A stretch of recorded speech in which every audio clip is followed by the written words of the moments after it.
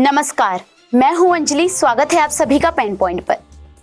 उत्तराखंड की हरियाली में हर किसी को सुकून महसूस होता है, लेकिन इस हरियाली पर खतरा मंडरा रहा है।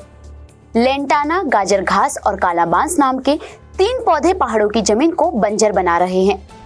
बाहर से आए ये 3 पौधे इतनी तेजी से फैलते हैं कि इन्हें रोकना असंभव है। लेकिन चिंता की बात तो ये है कि इसके आसपास कोई भी दूसरा पौधा नहीं पनप सकता। लिहाजा स्थानीय परिवेश, पेड़ पौधे भी लुप्त होते जा रहे हैं, जिससे प्राकृतिक जल स्रोत नष्ट हो रहा है और जमीन का उपजाऊपन खत्म हो गया है। इन 3 झाड़ीनुमा पेड़ पौधों के बढ़ने से मानव वन्य जीव संघर्ष भी बढ़ा है। क्या है पूरी खबर, आइए जानते हैं इस रिपोर्ट में। राज्य में तराई से लेकर पहाड़ों पर 1200 मीटर की ऊंचाई तक लेंटाना फैल चुका है। करीब 150 साल पहले यूरोप से सजावटी पौधे के रूप में लेंटाना भारत पहुंचा।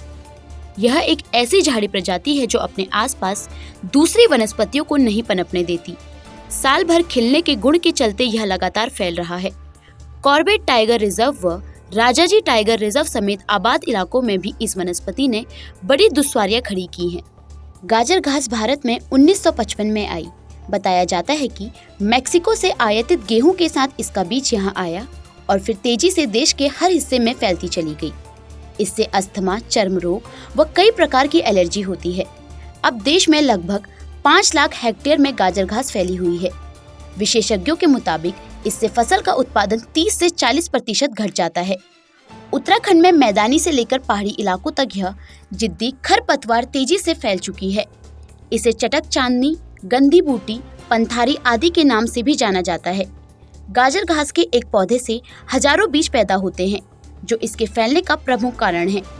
उपयोग की बात करें तो वर्मी कंपोस्ट बनने में इसे कुछ जगहों पर इस्तेमाल किया जाता है। काला बांस उत्तराखंड में 1200 मीटर से अधिक की ऊंचाई पर यह पौधा तेजी से पनप रहा है।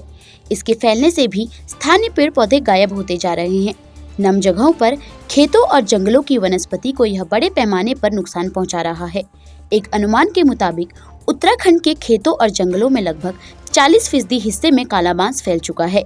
यह पौधा भी मैक्सिको से आयातित है और इसे मैक्सिकन डेविल भी कहा जाता है। बरसात के मौसम में नमी मिलने के कारण यह और तेजी से फैलता है। इसकी भयावता को देखते हुए स्टेट वाइल्ड लाइफ बोर्ड की ओर से वन विभाग को 2 साल पहले ही इसकी रोकथाम के निर्देश दिए गए थे। उपयोगिता की बात करें तो इस पौधे में कुछ औषधीय गुण जरूर हैं, लेकिन विशेषज्ञों के मुताबिक स्थानीय वनस्पति के लिए खतरा होने की तुलना में इसकी उपयोगिता बहुत ज्यादा नहीं है। आज के लिए फिलहाल इतना ही। ऐसी ही खबरों के लिए बने रहें पेन पॉइंट के साथ और हमारे चैनल को लाइक, शेयर और सब्सक्राइब करना ना भूलें।